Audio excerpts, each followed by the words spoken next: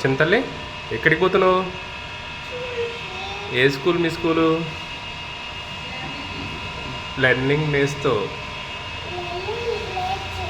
Okay. ఎప్పుడు ఎప్పుడు join అయినావు?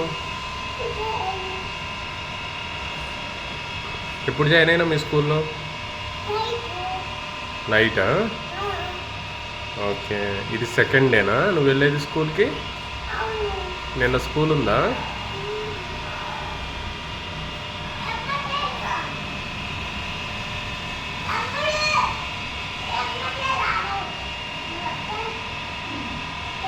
నిన్న స్కూల్ ఉందా?